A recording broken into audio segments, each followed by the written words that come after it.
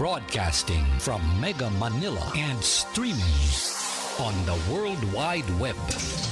We are Crusaders Broadcasting System, DWAD. 1098 AM. Now Radio. Ang susunod na programa ay maaaring maglaman ng mga pananaw at opinyon na hindi kinakailangang sumasalamin ng mga pananaw ng CBS. Yo, sa panahon ng ingay at chismisere, isang boses lang ang malinaw. The True Doctors on Air! Balita'y sinasala, hindi basta inuulit. Sa dami ng kwento, facts lang ang pinipilit. Mabilis ang headline, pero kami maingad. Bawat detalye sinusuri, nililinaw agad. Hindi hype, hindi fake, walang paandar. Katotohanan ng gamot, diretsong standard. Kung gusto mo ng linaw sa gitna ng gulo, dito ka makinig, kami ang resibo. Oh, the True on Air! Balitang totoo, malinaw at fair. Kung we uncover the truth behind the news. Walang kulay, facts lang ang rules. Walang palabas, walang kinikilingan. Bukas ang usapan, may paninindigan. Sa isyu mainit, sa balitang bago. Inaalam ang totoo, hindi chismis, hindi haka-haka lang to. Hold the True on Air! Balitang totoo, malinaw at fair. We uncover the truth behind the news. Walang kulay, facts lang ang rules. Walang palabas, walang kinikilingan. Gusto na balitang may paninindigan. Makinig, makaalam, maging mulat at Hold the True on Air!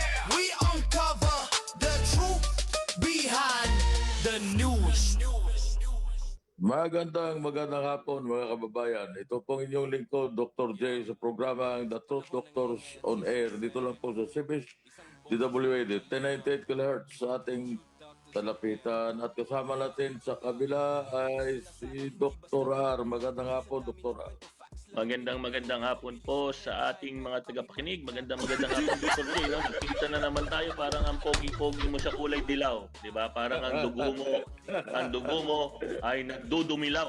Nagdudumilaw ang iyong dugo, Dr. J. No? Parang yung mga dilaw, nananahimik ngayon yung mga dilaw. Pero alam mo, meron tayong mga kaibigan dyan. No? Ay ating binabati itong si ating kaibigan.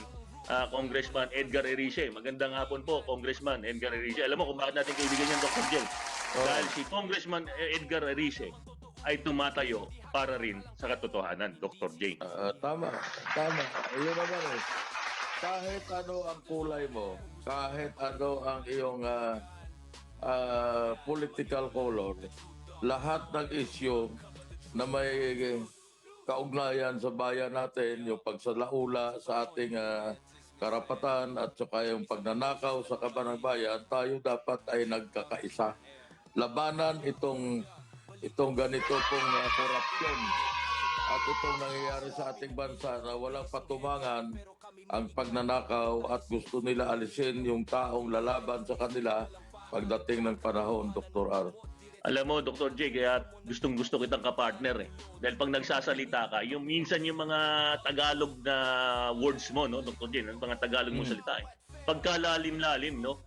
Pero ang sabi sa akin dito sa isang kaibigan ko, pag ganyan daw mga malalalim, di ba? Hindi lang daw malalim ang pagkatao niyan, kundi matandang-matanda na din daw yan.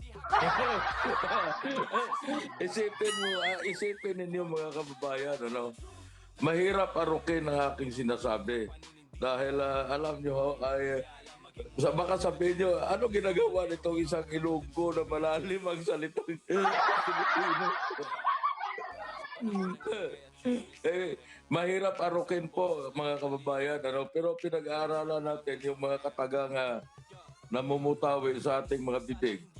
Dahil yan po ay Filipino language po yan, na kahit saan ka nagaling na parte ng Pilipinas, kailangan matuto ka magbigkas ng tamang mga salita ng ating pambansang salita, mga kababayan ko. O yan, no? Tama yan, Dr. J. No? Yan, alam mo, sa totoo lang, ang sinasabi mong yan, yan ay katunayan na ikaw ay isang tunay na mamamayang Pilipino. Pero alam mo, Dr. J, ang nakakabahala ngayon, no? Ay nakapapansin natin. Linggo-linggo, no? Halos araw-araw nagrarally ang mga tao sa kalye, Dr. J. At hindi ito biro, hindi ito biro. Alam mo, sa totoo lang, alam mo, para lang malaman din natin ng katotohanan kung talagang nangyayari itong mga rallying to. Kahapon, Dr. J, dinalaw natin ang rallying nangyari sa Liwasang Bonifacio. Alam mo, Dr. J, isa na naman ang naging problema ko. Noong una, ay ako'y binanyayaan na makaupo sa isang tent, no, na isang kaibigan diyan sa Quezon City, no, itong si Councilor Rani Lubica, no, si Councilor Rani, no, hindi ko alam kung nabanggit ko nga ang kanyang apelyido ng tama, pero to si Councilor Rani ng Quezon City, no, na inaanyayahan tayong makaupo doon sa kanyang tent, no, diyan sa may harap ng stage, diyan sa nangyaring UPI rally, no, sa Liwasan. Pero alam mo, Dr. J, na ako'y tumayo, no, bandang mga alas 5 ng hapon. At ako'y nahirapan na lumabas, Dr. J. Wala nang madaanan papunta sa sasakyan. Sa sobrang dami ng tao. No? Ayun nagpapakita lamang na dumarami, Dr. J. Dumarami ang lumalabas sa kalye at nagrereklamo sa nangyayaring patuloy na korupsyon. Alam mo, meron pang ito Itong nakita ko itong isang kaibigan nating si itong vlogger na si Mr. J. Guevara, no? Alam mo, meron siya sinasabi, meron pa raw isang congressman na pagkalaki-laki ng mata, pagkalaki-laki daw ng mata, araw-araw daw halos lumalakad dyan sa Congress, naglalabas daw ng maleta. No? Hindi ko alam kung sino yung pagkalaki-laki mata na yan na congressman, pero alam mo, hindi ko pa nakakausap itong ating kaibigang vlogger na si J. Guevara. Pero alam mo, kung totoo yan, no? Pagkalaki mata daw na congressman na laging may dalang maleta. Aba, ibig sabihin, araw-araw po pala ng buhay natin mga Pilipino. Inaalipusta pa rin ho tayo ng pailalim dahil araw-araw ho ninanakaw ang mga buwis na binabayad ninyo. Malaki ang mata. Hindi daw yun ay kwago. Nako. Basta kung kwago yan, kung kwago yan, hindi gwapo. No? Hindi gwapo. Di ba? Hindi kaya yan ay lahi ng orang-utan. Hindi naman. Ay, pare. Hindi naman yata yung kamag-anak ng isang abogado dyan sa impeachment court. Alam mo na, natatawa ako na doon po sa in response, doon sa ginawa ni Tariela, na caricature na parang inaano niya si Xi Jinping, ay gumanti po itong mga Chinese. At sila ay nagpalabas ng Pilipino daw, parang unggoy. Ay si Tariela naman ang binabanatan doon Hindi naman lahat ng Pilipino. So si Tariela lang daw ang mukhang unggoy. Yun ang sinasabi.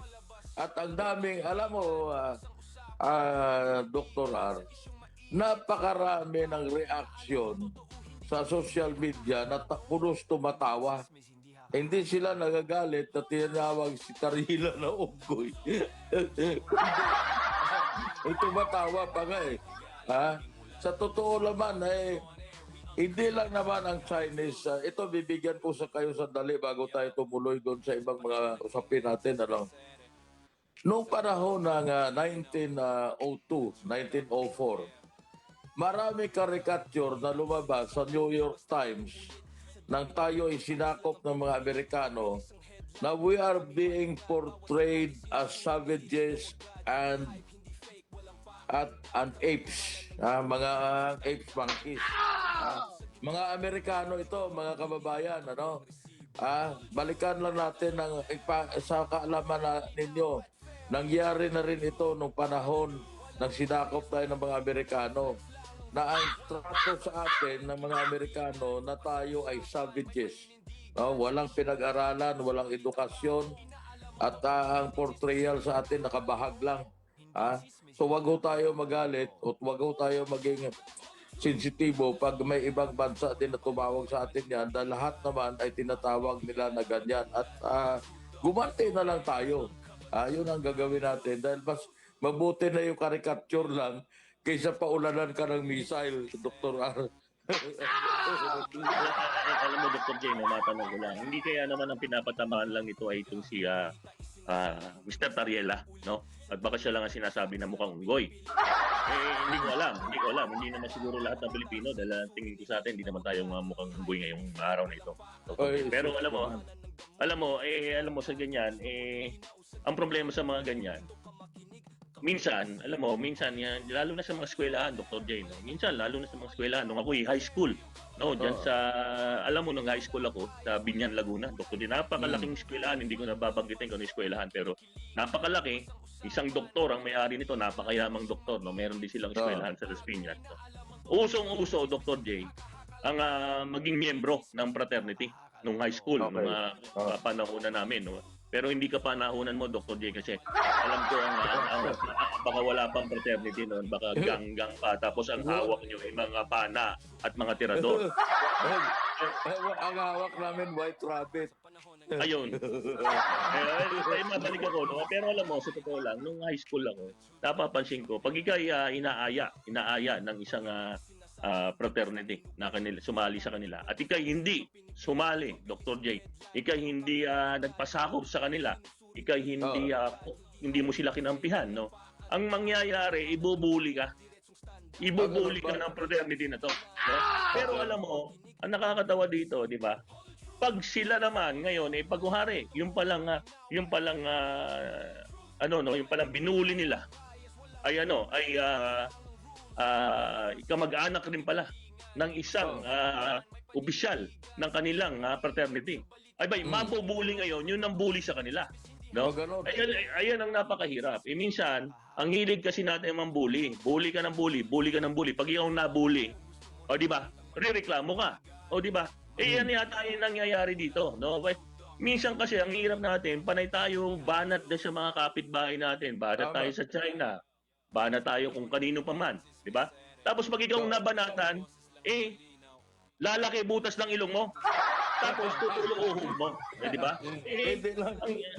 Ang hirap ng ganyan. Hindi lang butas sa ilong, pati mata. Yung pati tuloy, nadamay, pati tuloy yung isang senador na tinatawag na unggoy Kilala niyo siguro yan kung sino. Huwag naman unggoy, kasi pangit ng pakinggan ng unggoy. Matching. Mas maganda pakinggan ng matching. Wag naman ganyan, Dr. J. Alam mo, baka magalit alam mo naman, di ba? Baka mamaya, tawagan tayo ni Pongpagong. Alam mo naalala ko yung pambubuli na yan Yung mga bully sa amin nung high school ako, umuwi lahat ng huluhaan at dumudugo ang mga buka. Bakit? Alam niyo kung bakit, Dr. R? Bakit? Ang tawag sa akin doon sa lugar namin, Karate Kid Gusto ko siya matanong lang kita, hindi pa ganyan kalaki ang mukha mo nung ikay high school, ha? At saka ang sinturon ko, itim. So, Karate Kid ang tawag sa akin. Kaya lahat sila uuwi ng yung kanilang lips lalo gumaganda kasi ang uso nila. Parang na-imagine ko tuloy yung lips mamula-mula, mapink-pink. No? Parang yung abogado ng prosecution diyan sa impeachment court, no? Na makeup tapos medyo mapula-pula ang lips. Nakita mo ba yung subaksak doon sa rider na nahuli ng mga taong bayan, yung mata ay nakapikit? Hindi ko nabasa yung balitang yan, Dr. J. Ganyan, nahuli kasi may sumaksak doon sa rider. Hindi ko alam kung angkas yan o whatever it is. Sinaksak niya. Tapos nahuli siya ng taong bayan. Nakita mo yung durog ang mukha niya So, ganyan ang itsura ng mga kalaban ko pag umuwi sa bahay nila, yung isang mata nakasara. Karate Kid yung naka-ekwentro pero ngayon wala na, nakatungkod na si Karate Kid. Wala na. Mabalik lang ako, parang meron ako nabasa na isang balita o infographic na ang sinasabi o nagsasabi di umano ang ating Philippine National Police napakaligtas daw. Napakaligtas, napaka-safe daw ngayon sa bansang Pilipinas, no? Alam mo, sa totoo lang, Dr. J, kahit hindi kayo nakakapagbasa, no? Kunyari, mga lolo't lola natin na nakikinig sa ating programa, ng ating mga tagapakinig. Kung sila yung nakikinig at nabasa nila itong sinasabi o narinig nila sinasabi di umano ng ating kapulisan na medyo ligtas na, no? Ligtas na tayo sa mga masasamang loob. Maiisip ng mga lola't lola kahit hindi sila nakakabasa ng ibang balita. Aba, hindi. Alam mo kung bakit, Dr. J? Patuloy ang pagnanakaw nitong malaking matang congressman eh. Naglalakad araw-araw dun sa kongreso daw, naglalabas ng maleta. Di ba? Ibig sabihin, baka ang sinasabi ng Philippine National Police ay yung nangyayari sa kalye. Pero ako, hindi ako naniniwala diyan, Dr. J.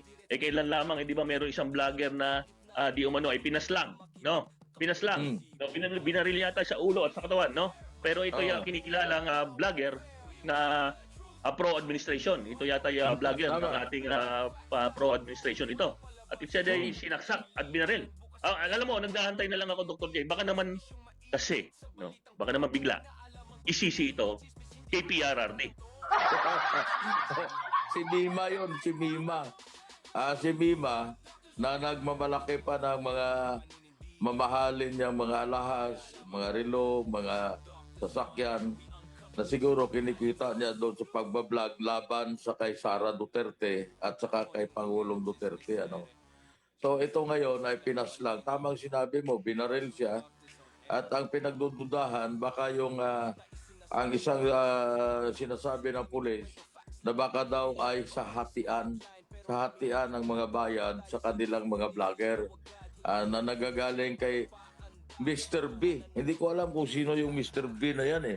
Ay, nako, Dr. J. Alam ko na kung sino yung Mr. B na may bumulong sa akin kahapon sa Liwasang Bonifacio. Di ba? Di ba? Yung Mr. B na daw yan ay may bigote. Hindi ako yan. Hindi ako ha. Hindi ikaw.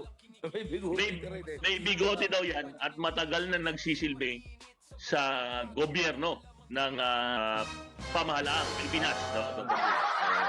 Ayan daw, bigote na yan. Itong mga pinaslang na ito, trolls. Mga trolls sila. Hindi, baka mga legitimate vlogger ito, Dr. J. Kasi marami itong following, pero alam mo, usually kasi, di ba, kahit naman na kung saang kampo ka man, natutularang kang trolls, kung makikita naman, maraming mga remanufactured na profile, lalong-lalo na dyan sa Facebook. Makikita mo minsan, ang friends ay 100 at ang post ay 1. At tapos, biglang sasagot yan sa iyong post. At makikita mo, hindi nasasagot uli. Iyan daw mga linya doon sa sinasabing trolls, Dr. J. So kung sinasabi ni Ate Claire na safe, ligtas tayo, ang Pilipinas, bumaba ang sinasabi din ng pulis na bumaba ang crime rate sa atin. Saan? Dahil yan ay hindi natin alam. Maaring petty crimes ang bumagsak, Dr. R. Pero patuloy na yung mga high palutin na mga na krimen na katulad ng pagnanakaw sa kaban ng bayan ay patuloy pa rin. Yan ay krimen din yan eh. Hindi ko alam kung paano ang consideration nila dyan. Pero alam mo siguro, Dr. R, tahimik lang ang buhay natin na hindi tayo matatakot kung nasa loob tayo ng garapon. Ayan, Dr. J. Alam mo, Dr. J, mahirap rin namang sabihin yung sinabi mo na alam mo na maaaring sinasabi nila na bumaba. Pero alam mo, tingin ko lang ang basihan kung si Auntie Claire man nagsabi na bumaba na ang rate ng krimen dito, no? Alam mo, no, Dr. J, baka hindi mo napapansin. Di ba? Bakit hindi mo napapansin, Dr. J? Mukhang hindi ka nagbabasa. No? Wala akong nakikita. Wala akong ngayong nakikita, Dr. J. No? Nahuhuli. No? Na nagtitimpla ng simentong nakahubad. Diba? Wala na eh. So, talagang bumaba na siguro ang krimen. Sabihin mo, wala nang nahuhuling hubad-hubad sa kalye. Alam mo, mahirap maghubad sa kasi sinasabi mo, nagsisiminto ka, naalala ko tuloy, di ba may isang senador na ang negosyo, simento? Naku, si Mayor. Si Naalala ko tuloy. Parang naalala ko na mayroong akong nabasa nung araw na negosyo daw parang simento. Hindi ko alam kung mayroon siyang cement factory. Dahil ang alam ko mga may cement factory, yung Del Rosario na mga grupo yan eh. Del Rosario Group of Companies eh. Pero alam mo, kaya tayo napunta dyan sa usaping ganito, naalala ko lang, sino kaya yung senador na yan, Dr. Rap? Nako, basta, alam mo, nakakalito eh. Diba? Panglito yan eh. Diba? Panglito. Panlito yung mga ganyang kwento eh. Pero alam mo, mayroong, naalala ko mayroong nagsalita eh. Nagsalita ko tungkol dyan sa isang press conference. Na di umano, no? Kung totoo man ito, no, hindi natin sinasabing totoo, ay ang yung anak daw ay involved, no, sa pag-i-import ng simento, di ba? Hindi ko naman alam kung ano naman ang masama sa pag-i-import ng simento unless na hindi kayo nagbabayad ng tamang buwis. Eh, di ba, Dr. Jake? Tama. Unless na kayo ay nag-i-smuggle ng simento. So, walang masama sa importation ng simento dahil yan ay legitimate business yan. Hindi naman druga yan. Pero kung kayo ay hindi nagbabayad ng tamang taxes at taripa sa simento, yan ang masama. Krimen yan eh. Kasi smuggling. Malaking krimen yan, Dr. R. Tunay, Dr. J, na napakahirap ng, alam mo, dali, pwede naman nakakatuwa nga, nakakatuwa no kahapon na papansin ko. No? Yung mga maliliit na mga vendors, titinda ng ice candy, titinda ng fishball, ang titinda ng kwek-kwek, meron ng mga prepared meals, meron sandwich. Sila ay nagkukumahos man sa buhay, naghahanap buhay ng tama. At sa tamang presyo, hindi mahal yung mga tinda ng mga tindero natin dyan. Pero ito, isipin mo naman, milyon-milyon na kinikita mo, nag-i-smuggle ka pa. Di ba? Baka mas masama ka pa kay Lucifer kung ganyan. Kahapon ba doon sa rallying pinuntahan mo, paglabas ko, sabi mo, baka palang tao, paano ka nakaalis? Hindi. Alam mo, ginawa ko, Dr. J, kung ikaw ay nakaharap, no? Kasi itong ang kanilang stage ay nakatalikod sa ating post office, di ba? Ngayon, ay ako nandun sa bandang harap, sa bandang kanan, no? Ako umikot pa doon mismo sa kalye, Dr. J. Dahil hindi ka na makakadaan sa gitna. Inikot mo yung kalye na yon, binaybay mo yung kalye na yon, at na parang alam mo yung pagbaba nang galing ka ng Santa Cruz at galing ka ng Binondo. Doon ako, magmula yung kalyeng yon, ng pababa ng Santa Cruz, binaybay ko hanggang doon sa pababang kalye galing ng Binondo para makapunta lang sa ating sasakyan. Ganun kadami ang tao. Pero, hindi kasing kapal nitong senador na to. Ganon kadikit ang tao doon. Mabuti hindi sila nagpapalitan ng mukha. Doktoran. Ikaw naman itatanungin kita. Kung yari lang, nandun si Congressman Terry Ridon, gusto mo ba magkapalitan kayo ng mukha? Mas mahal ko yung mukha ko na tad-tad ng tigidig kaysa sa ilong ni Ridon. Alam mo, hindi, bago natin balikan yung baging mga diskusyon na natin. Katulad na lamang nung sigalot between dito kay Senator Alan Peter Cayetano at dito kay Senator Pampilo Lacson, no? Bago natin balikan yan, Dr. J, mabalikan ko lang yung dami ng mga rally, no? Kasi napapansin ko, Dr. J, napakarami at lumalabas di umano simultaneous rallies ang nangyari kahapon. Dahil may nangyari supposedly na rally nga dyan sa ating lugar dyan sa Maynila, dyan sa Freedom Park, dyan sa Liwasang Bonifacio, kung saan nandun yung bantayog ni Andres Bonifacio, no? Kasama din supposedly ito nagkaroon din ng pagtitipon at rally dyan sa Plaza Independencia sa Cebu, no? Bukod doon, meron din di umano sa Plaza 15 dyan sa Naga, no? Lugar yan ni ni dating Vice President Leni Robredo, no? Tapos meron supposedly din sa Pulomolok sa South Cotabato, meron sa Maramag Bukidnon, at meron din sa Isabela City. Hindi diyan sa Isabela City sa sa norte, kundi sa Basilan, Dr. J. Ibig sabihin po, nagiging intense na ang paglabas ng mga Pilipino, Dr. J. Nakikita lamang natin na malaki ang pagbagsak ng tiwala ng mamamayang Pilipino dito sa gobyerno ng ating Pangulong Bongbong Marcos, Dr. J. Tama ka, dahil sa survey,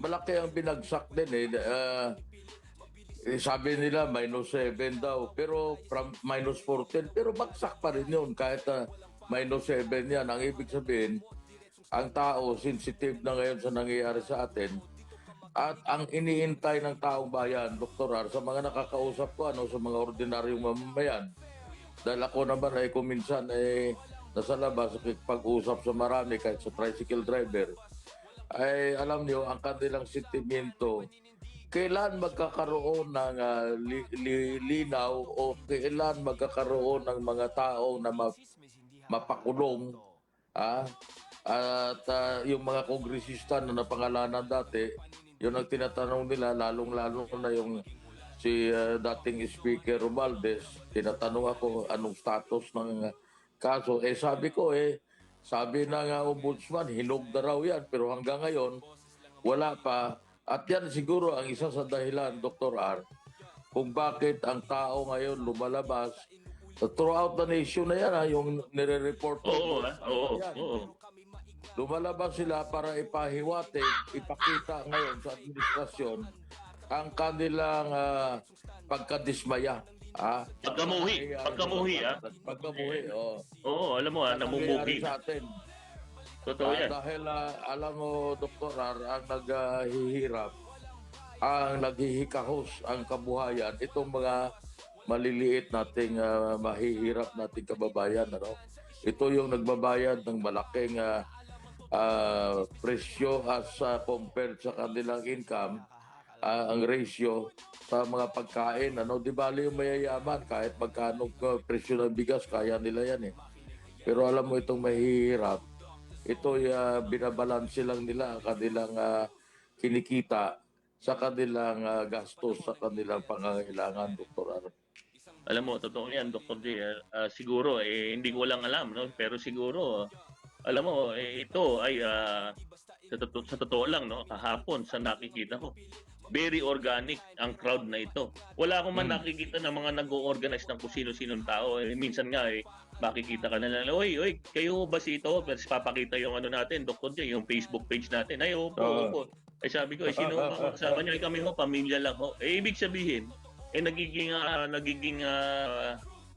namumulat na ang mata ng mga kababayan natin, no? Kasi ating pinananawagan, alam mo, minsan kasi napakaraming magagaling na manunulat.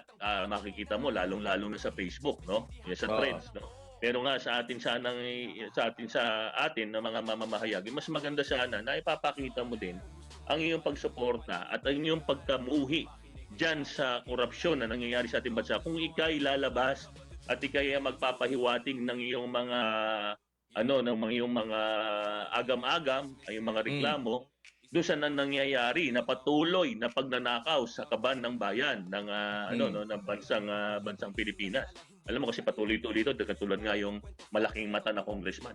Di ba? Kaya lang, Dr. J, di ba, ang nakakalungkot dito,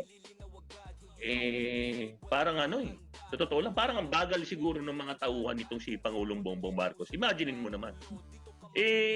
Hindi ba, Dr. J, hindi ba nag-birthday na yung 1 year na Christmas na sinasabi nitong si Pangulong Bongbong Marcos? Hindi ba sinabi ni Pangulong Bongbong Marcos, Dr. J, mahiyaan naman kayo? O di ba? Mahiyaan naman kayo. Di ba? Saan kaya sila? Alam mo, katulad na sabi mo, hinog na daw yung kaso, hinog na daw yung mga kaso. Yeah. Tingnan mo itong ginawa dito kay Senator Marcoleta, kay Senator Jingoy Estrada, dito sa kaibigan natin si Mike Defensor. O iba, ang tawag naman dyan, Dr. J, sa mga kaso nila, hinog sa pilit.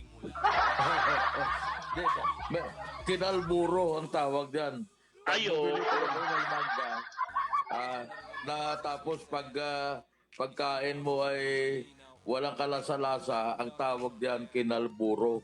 So ganyan ang Ayun. ginawa ng ombudsman, kinalburo ang kaso ni Marcoleta at ni Defensor, no?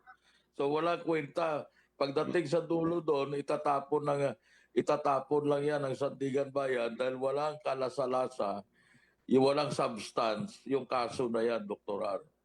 Alam mo, tayo ay naniniwala pa rin na ang ating mga butihing judges diyan sa Sandigan Bayan ay may mga ay sila yung tatayo sa pawang katotohanan lamang at patas, no? Patas na pag-review ng mga kasong iyan. Alam mo kasi 'di ba? Yung hustisya ay dapat nakapiring yan, di ba? Walang kinakampihan at walang bias. So, alam mo Dr. J, no? Basta nga sana yung mga naman ng mga sinasabing hinog ay pahinugin na. Bago tayo magpatuloy Dr. J, mag-station break muna tayo. Okay, sige.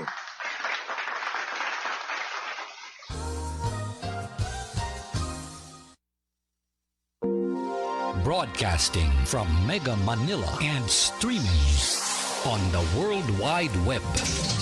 We are Crusaders Broadcasting System, DWAD. 1098 AM. Now radio. Nakikinig kayo sa programa The Truth Dr. Soler dito lang po sa CBS-DWAD 1098 kHz sa inyong mga talapitan at ang oras po alas 2:30 ng nagmamadaling hapon ng Lunes, July 20, Dr. R. Ayan, alam mo Dr. J, na mabalikan natin kahit mga 3 minuto lang. Iyang mga sinasabi ni Secretary Ombudsman Boying Remulla. Sir, hindi ko lang matanong ko lang ho. Ano ba nangyari doon sa kaso nitong si Senator Joel Villanueva? Parang Dr. J, parang pinatulugan na lamang, di ba? Sana ho, sir, hindi naman ho totoo yung parking. Sa totoo lang ho, kung hinug yan, bakit ho ibinalik uli sa pagkabata? Isipin mo, Dr. J, hinug na lang, pipitasin mo na lang. Pagtingin mo kinabukasan, imbis na dilaw na yung maga, naging berde uli. Alam mo, yung si Senator Joel Villanueva, yung mukha niyan ngayon parang nadagdagan yung puti ng buhok dahil alam naman natin na Dr. R, pag ikaw ay nakaluhod at may nakaamba na gulok sa liig mo, hindi ka, alumpihit ka, hindi ka makakilos at pag tinanong ka, pinagawa sa iyo, sunod ka lang ng sunod. Ganyan po kalagayan ngayon ni Joel Villanueva, no? Dahil ang alam niya na pagka siya ay hindi siya tumalima sa kautusan ng nakakataas sa kanya, ay tiyak na gurgur ang ulo. Mawawala ang ulo na maghiwalay sa katawan niya. So ganyan po ang kalagayan ngayon na sinasabi mo. Pero yan naman ay kung sa naka-post, di ba? Parang naka-ano muna. Tigil muna natin. Titingnan natin ang mga reactions, kung anong gagawin ito pagdating sa impeachment. At lahat ito, Dr. R, sa ngayon po ay ang lahat ng kilos nila nakatuon ang pansin sa impeachment ni Sara Duterte, Dr. R. Ayun, alam mo, Dr. J, mabanggit ko lamang, di ba? Akin lamang nabasa, mga kahapon, di ba? Ang sabi, BBM, Bongbong Marcos's trust rating falls to 34%.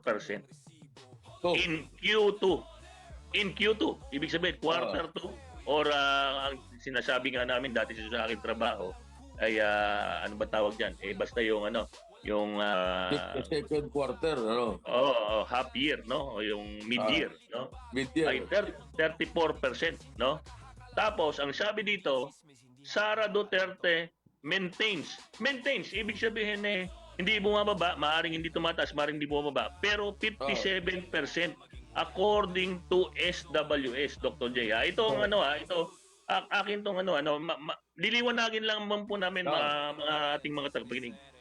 baka ho kasi, no, baka ho kasi marinig niyo naman si Auntie Claire na ang 34% ay mas mataas kaysa sa 57%.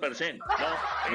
Lagi ho namin, ang 34% daw ay higit na mas mababa sa 57%.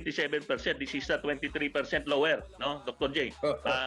Hindi ho nagbabago ang percentage, no, kahit ho ang bilangan ho ay 1 million, 31 million, 32 million o 100 million. So kung hari ho sa 100 million ang nagtitiwala sa ating Pangulong Bongbong Marcos ay 34% of that, which is 34 million. Tapos ang nagtitiwala naman po out of the 100 million is 57 million dito kay Vice President Sara Duterte. Kaya ako, totoo lang, Dr. J, no, kung ako ang mangyayari, kung merong ibabalang kandidato ay ang ating Pangulong Bongbong Marcos laban ngayon kay Vice President Sara, sa panahon ngayon, mismo, sa oras na ito, tigbak, tegi, talo, di ba? Talo, tambak po kahit sinong kandidato na ilalaban nila dito kay Vice President Sara Duterte. Ang tawag dyan, Dr. Rar, ang tawag dyan na termino ng mga pundits, no, ay case of death. Pagka ikaw ay sinuportahan o ikaw ay inendorso ngayon ni Pangulong Marcos as candidate for 2028 for any election, parang hinalikan ka ni kamatayan. Ganon po yan. Mamamatay ka. Na-imagine ko tuloy yung lips ni Atty. Libutan. Natiyak ka, wala kang kapana-panalo dahil natural na doon po sila kakampi sa mataas po ang rating. That is a mirror, nilalarawan ng mga ganyang mga surveys kung ano ang sentimento ng taong bayan, Dr. Rar. Alam mo, Dr. J, napakarami sigurong anggulo kung bakit patuloy na bumababa ang trust rating ng mamamayang Pilipino dito sa ating Pangulong Bongbong Marcos. No, maaring una na yung alam mo ako sa totoo lang, no, ako po hindi ko sinasabi na hindi guilty ang dating Pangulong Rodrigo Duterte. Kaya lang ang sinasabi ko po ay meron ho tayong mga korte na gumagana. Diba? Gumagana ang ating mga korte. Dito natin po silitisin. Iuwi na ho natin, matanda na ho yan eh. Napakatanda na ho ni Pangulong Rodrigo Duterte. Napakatanda na ho. Hindi na nga ho yan siguro baka kakungayain ko ng basketball si Pangulong Duterte eh. Siguro naka-30 ikot na ako, nakadalawa pa lang si Pangulong Duterte, Dr. Ibig sabihin, matanda na ho ang mamang yan. No? Dapat ho yan, pauwi na. At maaaring, Dr. J, yan, isa sa pinakamalaking aspeto ng pagbaba ng trust rating ng Pangulong Bongbong Marcos, no? Bukod pa doon sa nangyayaring impeachment proceedings, laban naman doon sa anak ng Pangulong Rodrigo Duterte, Dr. J. Tama ka. You hit right on the head, no? Yung tama ka talaga kasi alam mo, itong patuloy na impeachment na paglilitis, mas lalong umiigting ang pag-suporta ng taong bayan sa kay Sara Duterte kasi nakikita nila na itong unang article na pinag-usapan ay wala namang ebidensya eh. Akusasyon na gawa lang na imbento nitong nila Luistro at nila Siljukno. Ayun ang mga utak yan eh, dilima. At wala naman silang naipresenta na witness na nagpatunay na mayroong tao talaga na kinausap itong si Sara Duterte para gurgurin itong pamilya ni Bongbong Marcos, ni Lisa Araneta at ni Romualdez. Wala naman eh. So yan ay alam niyo yung term na gurgur, nakita ko lang sa vlog siya, Dr. R. Hindi ko alam kung sino ang nag-coin ng gurgur na salita, no? Alam mo Dr. Jen, ang unang ko narinig yung gurgur na yan eh, dito yata kay Binibining Maharlika. Gurgur. Gurgur. Pero alam mo Dr. Jen, mali ka. Ako, alam mo, ako meron ako nasa isip. Baka iniisip kasi nila na sinasabi na hinire di umano nitong ating Vice Presidente. Baka si John Wick, Dr. Jen. Si John Wick. Hindi. Si Juan, ang usap pa na hire, alam ko, kinausap nila si Carlos Ramirez. Yun ang Carlos Ramirez. No, pinakamatindi yan na sa tunay na buhay na assassin. Yun ang nagtangka mag-assassinate sa presidente ng France nung mga dekada 70. Si Carlos Ramirez na ang palayaw, si Jackal. Mas Si Jackal. Si Jackal, si Carlos Ramirez yon. So palagay ko, binuhay nila, pinunta na kampo ni Sara doon sa France, hinukay o tumayo ka at i-hire ka namin na assassin. So, maaaring, alam nyo, napakatagal na panahon namatay itong si Carlos Ramirez. Pero talagang legendary, he is a legendary assassin na talagang siya ay malaki ang bayad sa kanya. O di kaya baka naman Dr. R, baka naman Mossad ang kausap ni Juan, ni yung Mossad. Yung Israeli intelligence na meron din sila sariling mga assassin, Dr. R. Alam mo, Dr. Jane, so natatawa lang tayo pero maaring ilan ito sa mga nagpapatuloy na nagpapababa ng rating ng Pangulong Bongbong Marcos. Huwag na nating sabihin yung mga pulpul pa niyang, mga pulpul ho kayo. Mga pulpul niyang mga cabinets, yung mga gabinete niyan ni Pangulong Bongbong Marcos. May mga pulpul kasi diyan di ba? May mga pulpul.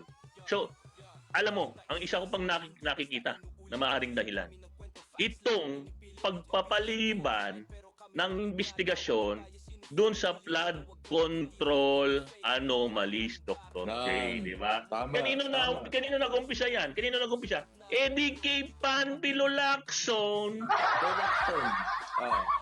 At diba? Kaya nagtataka ako dito kay Panfilo Lacson Ayaw niya imbestigahan at tanungin o padaluhin sa kanyang investigasyon itong mga Marines, to be generic, sabihin na lang natin mga Marines. Pero gusto niya imbestigahan ngayon itong si Senator Cayetano, Dr. R. Gusto niya imbestigahan. Pero itong mga Marines na trilyon ang pinag-uusapan at ngayon inakusahan niya alam niyo itong si Cayetano na meron daw insertion na 6.79 billion pesos na hindi natin alam kung paano nangyari at sila lang naman nakakaalam dyan. Alam niyo, akusasyon ito na walang mga basihan, Dr. R. At nagsisiraan. Pero ito namang isang question natin sa kay Senator Lacson, itong pagtaas ng inyong SALN na from 58 million nagiging 244 million, so yan ay it just a matter of 3 years, Dr. R. So alam mo, pagka ganyan, red flag yan na bakit bigla ang pagtaas ng SALN, at siguro kailangan sagutin ito wala naman tayong ini-insinuate na ito may krimen o may wrongdoing, pero dapat ito paliwanag niya sa taong bayan at i-detalye niya, Dr. R, kung paano nangyari na tumaas na ganyan kalaki ang kanyang SALN sa 2025, Dr. R. Alam mo, ang nakakabahala dito kasi kay Senator Panfilo Lacson, yung panay, alam mo Dr. J, yung ganyan, parang ito din yung nangyayari sa China, minsan, di ba? So, minsan, magbibitang ka na merong 6.79 billion daw na pork barrel na in-insert daw noong 2025 itong si Senator Alan Peter Cayetano. Kaya lang, ang problema, di ba, parang ako, parang tayo, sasabihin natin, gusto natin ng katotohanan, pero tayo ay magpapabayad sa isang congressman na ang ginagawa lang o ang isang senador na ginagawa lang ay mag-utos na siraan itong si Vice President Sara Duterte. So hindi yung pagtayo sa totoong katotohanan, di ba? Parang ito yata alam mo, ganito yata yung style ni, ano ba yan? Ano ba yung sabi nun? Boss B. Boss Bigote. Oh. Di ba? Oo, di ba? Boss Bigote. Oh. Pero alam mo, di ba, titignan mo si Senator Pampino Lacson. Ayaw niya ng insertion. Ayaw niya ng pork barrel. Di ba? Pero wala naman siya mapakitang ebidensya. Di ba? Di laban dito kay Senator Alan Peter Cayetano, di ba? Kaya ako tatanong ko, Mr. Pampino Lacson, nasaan ba bang pruweba nyo, di ba? Nasaan ba, di ba?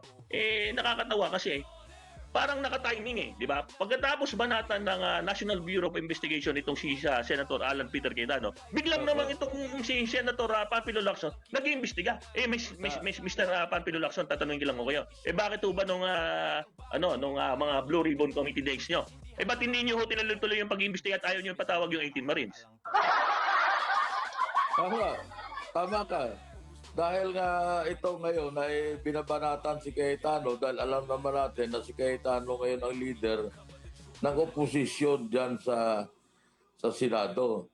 At ang akala nila, naniwala naman sila doon sa may mga Alzheimer's na dating mga justices of the Supreme Court na ang sinasabi na ang dapat daw na basihan ng two-thirds vote ay yung present lang.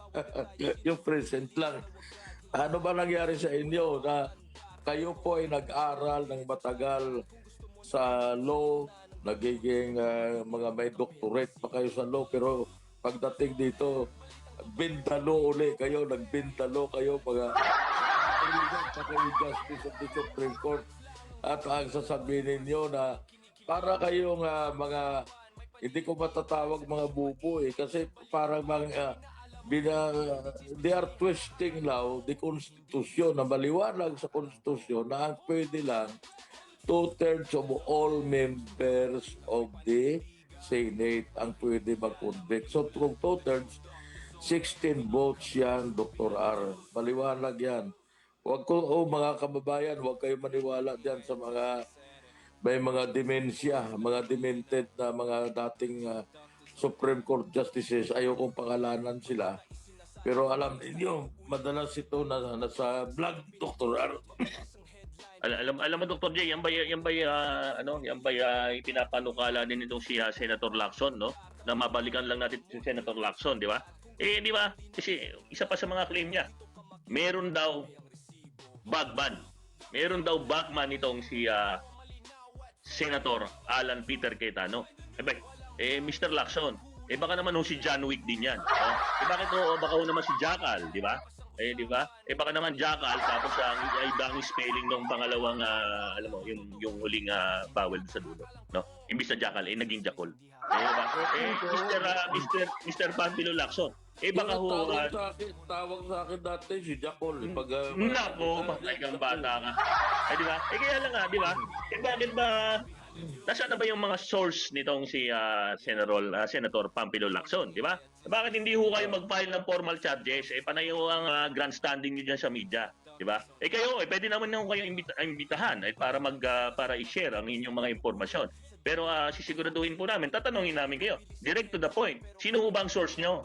Di ba? Sino ho ang source nyo, Mr. Senator Pampino Lacson? At bakit hindi nyo ho kayo mag-file at wag na ho kayo magsalita sa media, mag-file na ho kayo? Diba? Para lang walang pinagkaiba yan sa hinog at hindi hinog at hinog sa pilit, diba? Na mapagharap sa media, sasabihin mo hinog, tapos pag ilang babawiin mo, hindi pa pala hinog. Tapos yung mga hilaw na hilaw, ginawa mong hinig sa pilit. Kinalburo. Ang tawag yan, kinalburo. Hindi kinalbo, kinalburo. So itong sinasabi niyang bagban, alam mo, taga-buhat ng bag. Natural, itong si Cayetano, kung marami siyang bit-bit na mabigat ang bag dyan, magkukuha siya ng bagman. Ano ba ang ibig sabihin ng bagman? Kasi ang connotation na may taga-bit-bit ng pera, may taga-kuha ng pera. Yun ang ibig sabihin ng bagman Baka itong si Lacson din ay mayroong unverified bagman claims din. Dr. J, mabanggit ko lang. Meron naman kasi talaga mga bagman na ang dala ay make-up, hindi pera. Alam nyo, mahirap itong mga ganito akusasyon kung wala ka namang ebidensya. Mahirap mag-akusa, Dr. R.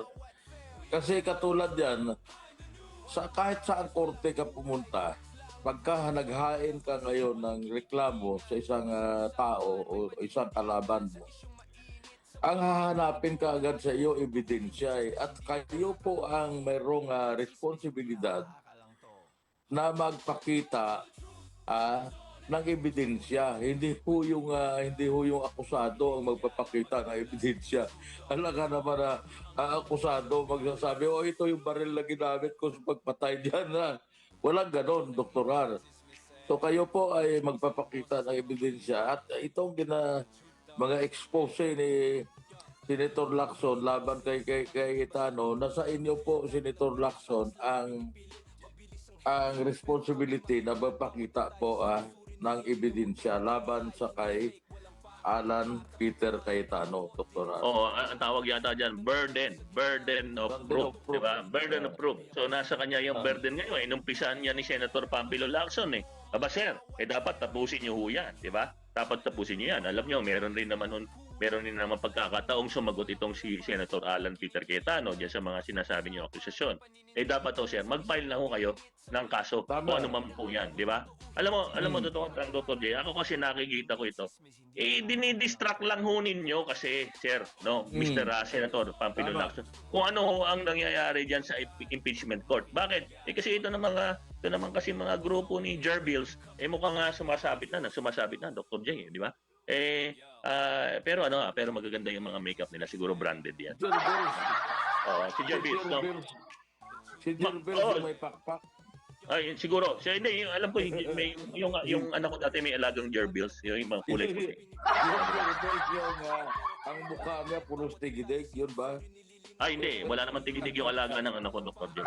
Pero alam mo, sa totoo lang, ako naman naniniwala na itong si Senator Pambilo Lacson, gusto rin niyang pabilisin itong nangyaring impeachment proceedings diyan sa Senado, no, diyan sa impeachment court.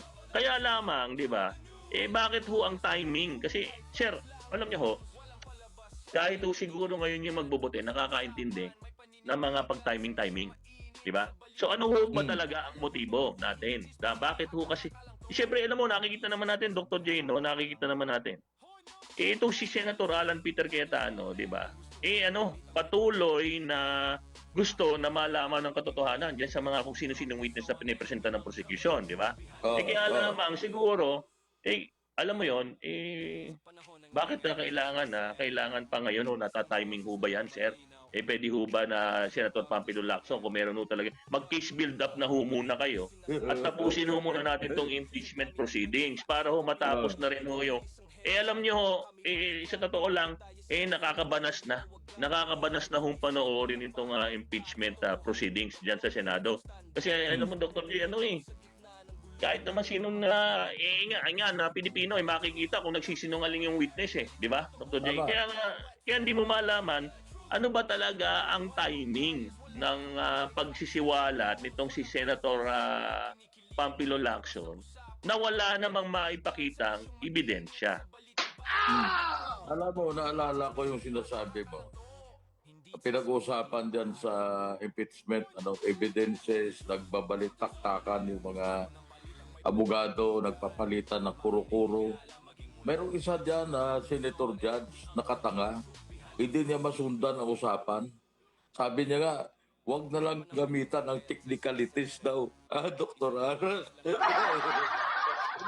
May bigote din yan. May bigote din yan. Dr. J, may bigote.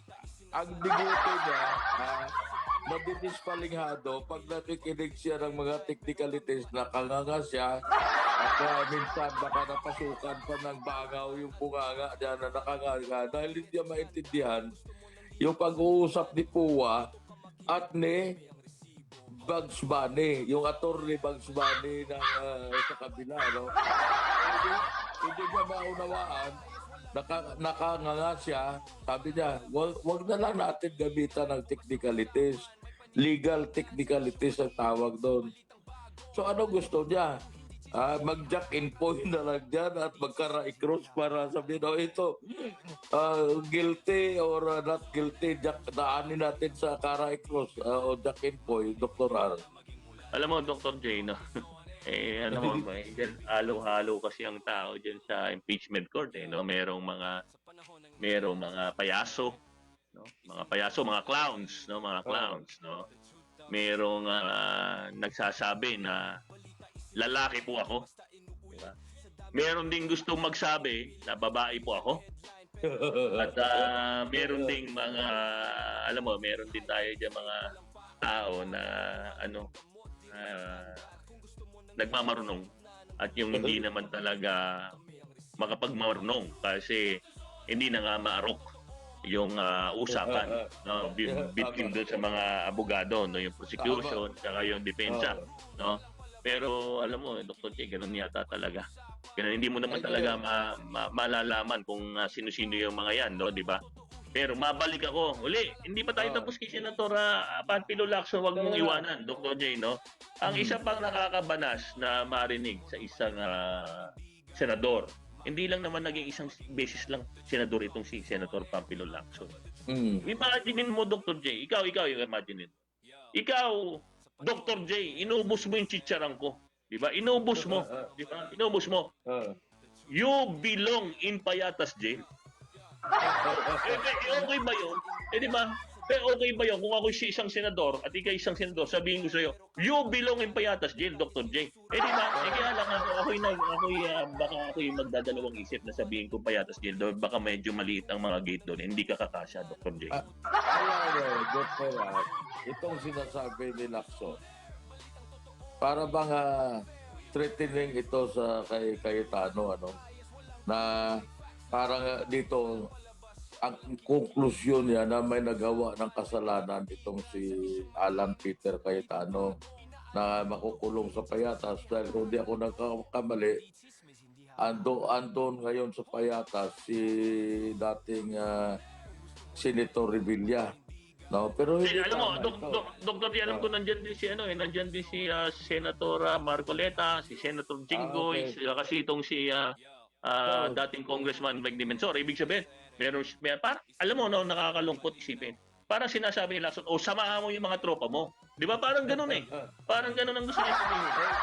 Kung sabihin naman sa kanya na ikaw din, pag hindi mo na ipaliwanag yung pagtaas ng yung salin, ay sa Payatas ka rin pupulutin. Ano naman ang sasabihin? Ayun nga, mahirap. Alam mo, di ba, para kasing di ba? Kasi ako sa aking obserbasyon, hindi naman sumasagot si Senator Alan Peter Cayetano na medyo pabalang o medyo threatening. Kasi alam mo, parang threatening ito, parang you belong. Di ba? Parang sinasabi mo na ipakukulong kita. Parang ganun kung mapakulong ka. Di ba? So parang hindi naman nagsasalita si Senator Alan Peter Cayetano ng mga katulad ng sinabi nitong si nitong si Senator Panfilo Lacson, Dr. J. Kumbaga, kung ako tatanungin mo sa aking opinion, ang statesman ay itong si Senator Alan Peter Cayetano at hindi itong si Senator Panfilo Lacson. Kasuhan dapat din ni Alan Cayetano itong si Lacson ng grave threats. Grave threats kasi ipapakulong mo ako sa Payatas. Baka mamatay ako doon sa amoy sa Payatas. Dahil di ba diyan nakatambak ng mga basura. Senator Lacson, mag-iingat ka dahil baka mamaya kasuhan ka ng grave threat din na parehas kay Sara Duterte. Pero kung titignan natin ang record po na ikaw na Dr. R, yung record ni ni Alan Peter, attorney, Senator Peter Cayetano, wala akong nakikita na katiwalian Dahil maayos naman. Sa Taguig naman, wala tayong narinig na mayroong naging ghost project na kung mayroon man silang mga flood control. Nakikita natin na marami hong mga pumping station dyan sa Taguig na gumagana yan pagka panahon ng malalakas na pag-ulan na ang Taguig ngayon hindi na binabaha na hindi katulad dati na yan ay lubog na lubog pagdating po ng habagat at ng malalakas na malalakas na na bagyo, Dr. R. Alam mo, totoo yan, Dr. J. Kaya nga ako, ang akin lang gusto. No, sana itong si Senator Pampilo Lacson. Wag na ho siya masyadong pabida-bida dito sa media. Mas maganda ho siguro, sir, pag nagpabida tayo sunod, meron na ho tayong matibay na ebidensya. Di ba? Tama. Kasi Correct. sabihan mo ba naman ng isang senador na you belong in Payatas Jail. Kung ito ay sinabi nga niya ng diretsuhan na ba, nakakalungkot isipin na ang isang senador katulad ni Senator Pampilo Lacson, alam mo ako, idol ko yan dati, Dr. J, pero ngayon hindi na. Ako po yung magpapaalam na, wala na ho kaming oras. Okay. Pagsama-sama po ulit tayo sa Miyerkules, no? Ako po si Dr. R at ang abilin ko lang ho sa ating mga tagapakinig, tumayo ho tayo palagi sa katotohanan. Dr. J? At ito naman si Dr. J, ang masasabi ko kay Senator Lacson, you belong also to the zoo. Ito po yung likod, Dr. J. Maraming salamat at magandang hapon po sa inyong lahat.